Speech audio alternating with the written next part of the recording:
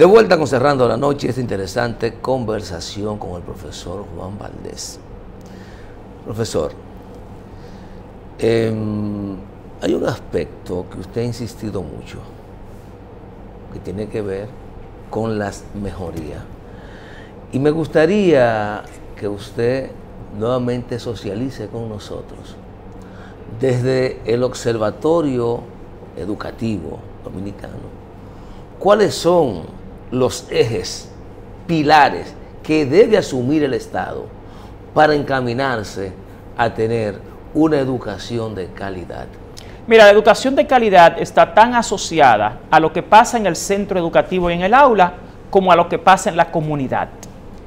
Gran parte de los problemas de la educación dominicana tienen que ver con la ausencia de políticas sociales conectadas al sujeto que va a la escuela. Ese sujeto que va a la escuela, que es el estudiante, también tiene una familia, también recibe una calidad de vida en el hogar, también recibe una alimentación. Esos factores son tan importantes como los factores que se dan en el aula. En general, gran parte del fracaso de la educación dominicana, en mi opinión, viene de que aquí se ha hablado de mejorar la experiencia en el aula, que ya de por sí requiere de muchas transformaciones, que no están necesariamente únicamente asociadas al docente. Porque parte del problema, Junior, aquí, es que se quiere hablar de educación moderna, pero todavía se está incurriendo en lo que se denomina el instruccionismo en educación, en partir de que el gran problema es que no tenemos docentes que sepan enseñar, en una era en la que ya hay que hablar de aprendizaje más que de enseñanza. Entonces, tú puedes tener un docente muy bien formado, te reitero, pero si en la escuela, en el aula, en la comunidad donde vive, en la familia, no hay políticas asociadas a esas intenciones educativas, tú vas a tener siempre un rezago. Antes que Giovanni formule su pregunta, me gustaría que socialice con nosotros qué papel juegan los medios de comunicación en el proceso de enseñanza-aprendizaje en la colectividad social y qué tanto incide en la calidad o no de la educación los procesos de penetración cultural o de cultura dominante en una sociedad. Mira algo importante, te voy a poner un ejemplo de uno de los programas a lo que más apuesta la presente gestión del Ministerio de Educación, que es el programa de educación inicial y primer ciclo de primaria, a través del cual se profesa querer mejorar el aprendizaje de matemáticas, de ciencias y de comprensión lectora del lenguaje. Los medios de comunicación juegan un papel esencial ahí. ¿Por qué? Porque los niños van a la escuela por una cantidad limitada de horas. Los niños en una era digital como esta tienen muchísima más exposición al impacto mediático que al impacto de la escuela.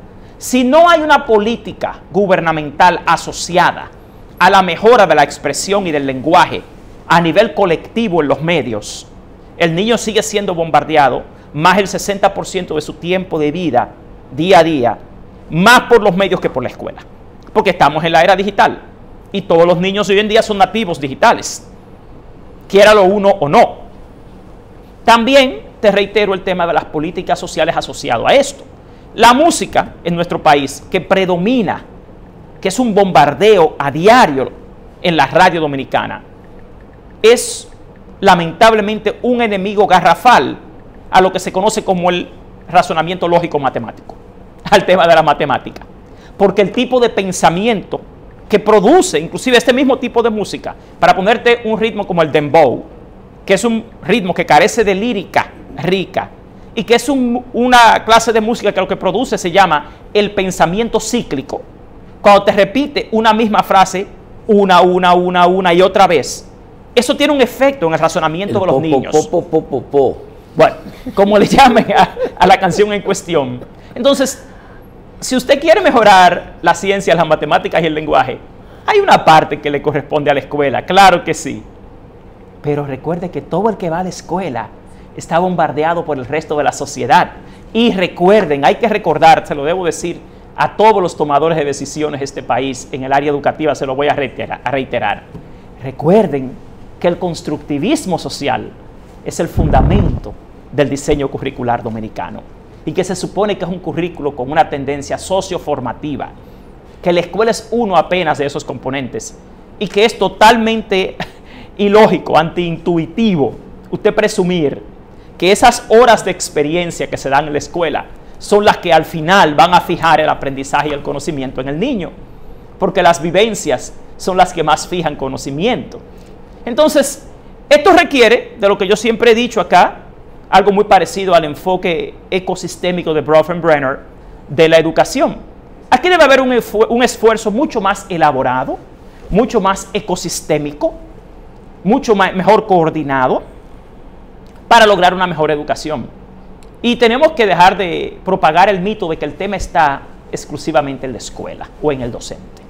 Profesor, hay un tema, aquí en la República Dominicana solemos mucho de hacer comparaciones, decir que en términos económicos la República Dominicana está entre los mejores de América Latina o del Caribe, que en turismo seguimos a la vanguardia, en el área del Caribe, y en materia educativa, ¿en qué posición estamos en el Caribe o en América Latina? ¿En qué posición estamos? ¿Y qué países nos llevan la delantera? Mira, en general toda América Latina va en la misma dirección, en mi opinión, porque es un modelo que se le ha vendido a toda América Latina, que es el asalto del neoliberalismo a la educación.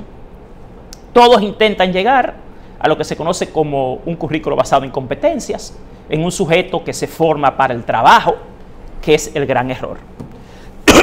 Perdón. Entonces, gran parte del problema de la educación en toda la región de América Latina es que no se educa para la vida, sino para la escuela, para el trabajo.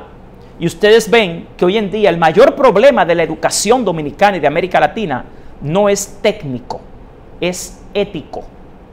El diseño actual de la educación en América Latina y en muchos países del mundo, lo que produce no es un ser humano integral que puede ser feliz, que puede disfrutar la vida, sino por defecto un competidor, una persona que va a la escuela a prepararse para competir con los demás, no para compartir con los demás. Pero hay un elemento que yo quiero ponerle ahí, porque yo recuerdo en mi época de niño, cuando yo estaba cursando la primaria, que íbamos a la Biblioteca Nacional, que íbamos al museo, y ahí podíamos ver, palpar con los ojos y con las manos la historia, y que alguien nos iba y nos guiaba y nos explicaba. Y esa es parte de la experiencia, esa es parte de ese día a día que yo creo que se ha ido perdiendo, o no sé si todavía se hace en las escuelas del país. Se aspira, fíjate algo, Giovanni, una cosa es el diseño curricular dominicano, eso se llama el currículo prescrito, y otra cosa es el currículo ejecutado. Hay una gran contradicción entre el currículo prescrito, que aspira a 7 competencias fundamentales que debe lograr un estudiante dominicano, y hay una dimensión ética, cultural, humana. Sin embargo, en la práctica esto no es realizado porque lo que se priorizan son otras cosas. Y te reitero, el modelo se basa más en formar a un futuro empleado que a un ser humano íntegro. Entonces, estamos cayendo en una educación instrumentalista. John Dewey, un autor que yo siempre cito, decía que se educa para la vida, no para la escuela. Aquí no se está educando para la vida. Aquí se está educando para un aspecto de la vida, que es el trabajo. Y en toda América Latina se está incurriendo en el mismo error, porque es una línea de pensamiento. Y yo siempre recomiendo a la gente cuando me entrevista que lean un libro que se titula El asalto del neoliberalismo a la educación. En este libro, más o menos te explica claro hacia dónde es que se quiere orientar la educación, y se usa la excusa de que somos un país pobre y que hay que enseñar a la gente prepararse para el trabajo. Señores, pero el trabajo es apenas una dimensión de la vida. El ser humano trabaja como una necesidad. El ser humano no nació ni para estudiar ni para trabajar. El trabajo y el estudio son parte de la vida, que te pueden ayudar a mejorar tu condición de vida, pero no lo es todo. Entonces, el currículo dominicano, el diseño de la escuela dominicana, es muy instrumentalista. En su práctica también lo es. Entonces, al final, ¿qué tú tienes como resultado? una ciudadanía con un serio vacío existencial. Hay una crisis existencial actualmente, serios problemas éticos en la sociedad. Mira, este modelo educativo lo que da es una sociedad que no valora la ética, que no promueve los valores, donde todo se vale, donde lo importante es lograr la meta sin importar cómo, porque eso se ha desmontado de la estructura de la educación pública y privada. Y te insisto, se está educando una persona, un ser humano para competir, no para compartir. Y estamos haciendo algo que es muy poco humano por lo siguiente. Yo siempre hago la acotación de que el ser humano a través de la historia sobrevivió a los animales más feroces y poderosos por su capacidad para unirse, su empatía. Ahora estamos haciendo lo opuesto. Estamos educando a un ser humano en este modelo actual que básicamente lo que procura es lo que llaman supuestamente el éxito, que es simplemente la realización económica, y que para esto prescinde de todos los valores y principios éticos y morales. Entonces, realmente hay que llamar a la reflexión. Es un modelo educativo que en la práctica no educa, sino que entrena. Pero perdón, Junior, escúchame rápido ahí para ayudar al profesor Juan Valdés, y es que lamentablemente, aunque el sistema no obligue y no imponga, a veces los padres tenemos que ser y usar la cabeza y la lógica. Yo no puedo permitir que mi hijo estudie de las 8 de la mañana hasta las 10 de la noche. Yo voy a crear un robot, un animal sin raciocinio, un animal sin sentido común, sin amor, y entonces no estoy creando un ser humano, al final estoy creando una máquina. Yo creo que ahí es donde intervienen los padres para hacer de ese estudiante más humano y más cariñoso. Pero ahí es donde yo te decía a ti que hay una ausencia de políticas sociales por lo siguiente. Abraham Maslow fue quien creó lo que se conoce como la pirámide de necesidades humanas. Tú tienes que entender que más del 70% de la ciudadanía dominicana vive en el primer nivel de la pirámide de necesidades humanas, que es el nivel de la sobrevivencia. Cuando una persona se pasa su vida viviendo en la sobrevivencia por términos de pobreza e inequidad social, no llega al tercer nivel de la pirámide, que es donde se da el tipo de razonamiento que tú has hecho.